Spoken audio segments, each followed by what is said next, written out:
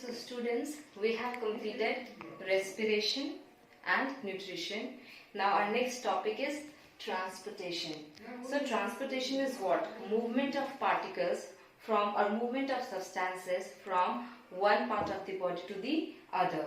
Like how blood circulates in our body from the heart to various parts of the body. Now in plant also there is transport of water and minerals and food. Water and minerals, how it is transported, food, how it is transported, we'll study in detail. So, their transportation occurs in plants as well as in animals. Now, today we'll study plants, that is transportation in plants. So, transportation in plants occur through two processes, means what are the things that are transported inside the plants, that is water and minerals and food. So how water and minerals is transported? It is transported through xylem. Xylem is a tissue, complex tissue present inside the plants for the transportation of water and minerals. And food is transported with the help of complex vascular tissue, that is phloem. Now, how water and minerals are transported? Now, if we see the structure of xylem, xylem looks something like this. This is the microscopic structure.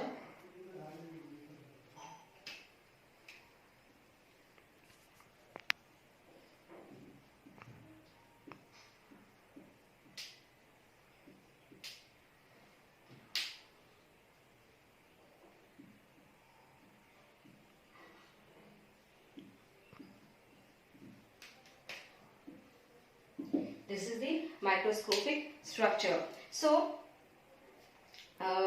these are tracheids. These are tracheids, and these are vessels. So, xylem consists of xylem parenchyma. Xylem consists of xylem parenchyma,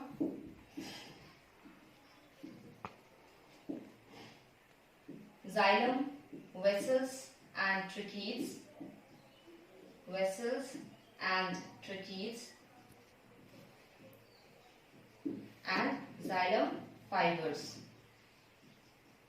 Now, the function of xylem parenchyma. The function of xylem parenchyma is for the storage of food substances like starch, sugar, etc. Okay, so parenchyma is present in the xylem for the storage of food particles. Then xylem vessels and tracheids are present for the transportation of waters and minerals. So water and minerals are transported with the help of xylems and tracheids.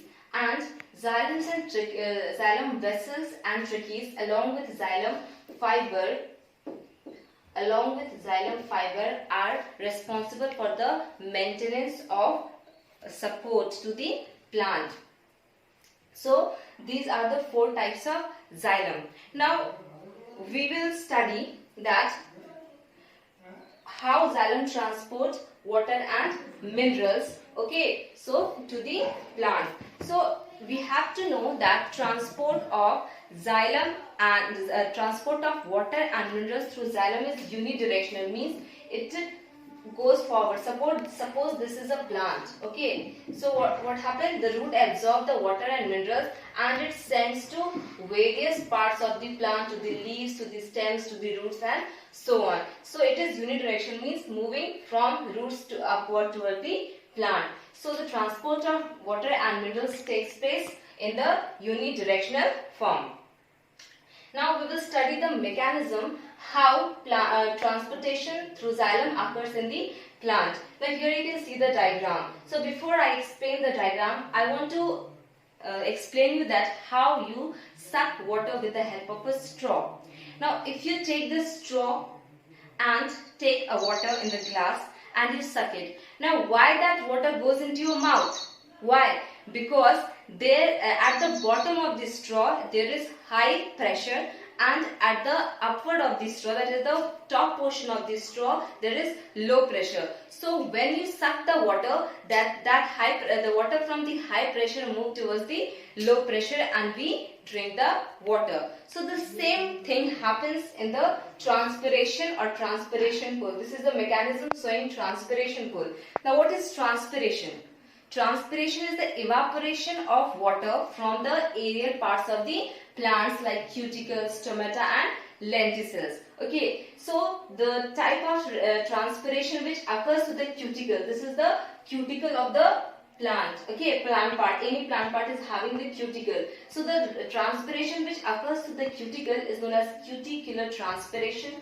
Then which occurs to the stomata is known as stomatal transpiration, and which occurs to the lenticels. Lenticels are present in the bark, okay, bark of the stem. So these type of structure you can see. So if the transpiration is occurred to these lenticels, then it is called as lenticular transpiration.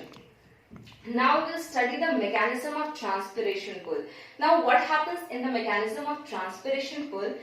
The root hair absorbs the water and minerals from the soil particles. These are the soil particles. This is the root hair of the root. So when the root hair absorbs the soil water and minerals from the soil particles, then that goes into the root. This is the microscopic structure, or we can say the cross section. If we cut the stem or a root, this type of structure can be seen. So what happens? The water enters the root, and the root, the cortex, this is the cortex of the root, and the cortex of the root contains endodermis also. This is the endodermis. So from the cortex it goes into the endodermis, and inside the endodermis is the xylem and phloem. So we are talking about water and minerals. So just we will see how water and minerals are going. So water and minerals are going with the help of xylem tissue. So from endodermis, the water and minerals will go into the xylem, and xylem will create a rope-like structure, okay, due to the cohesion force. Cohesion force means the xylem molecules, the xylem tissues will stick to each other. Cohesion means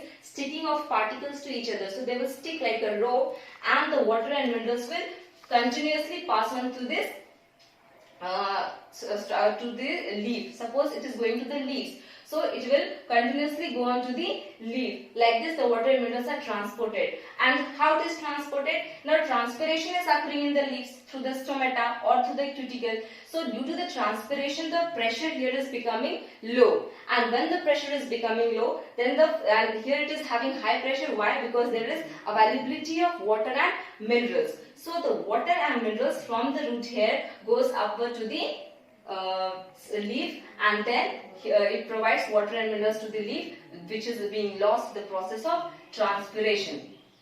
So this is how water and minerals is transported through xylem in the plants. Now next we will study transportation in plants, that is transportation of food. We have seen how xylem help in the transport of water and minerals to the various parts of the plant, and that is unidirectional. Now we will study how food is transported to various parts of the plant with the help of vascular tissue, that is phloem. Now the transport of food from leaves to various parts of the plant is known as translocation.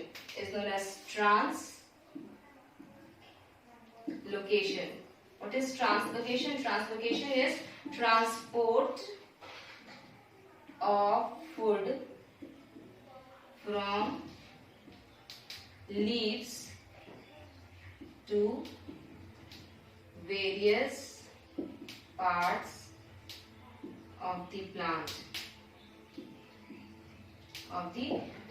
So from here the leaves prepare the food, and food is transported in to upper parts also as well as to the lower parts also. So what is this is showing? This is showing that food is going bi-directional. Okay, bi-directional means food is transported in a bi-directional way, means it can move upward also, it can move downward also. But here if we compare from xylem, that is transport of water and minerals, it is transported in unidirectional form, but food is transported from leaves to various part of the plant through bidirectional form. Now the phloem is phloem consist of cellulose, not lignin. Why? Because they should be soft, so that transport could be easy. Okay, for the easy transport or for the smooth transport, it is made up of cellulose, not lignin. Now, here you can see the structure of phloem.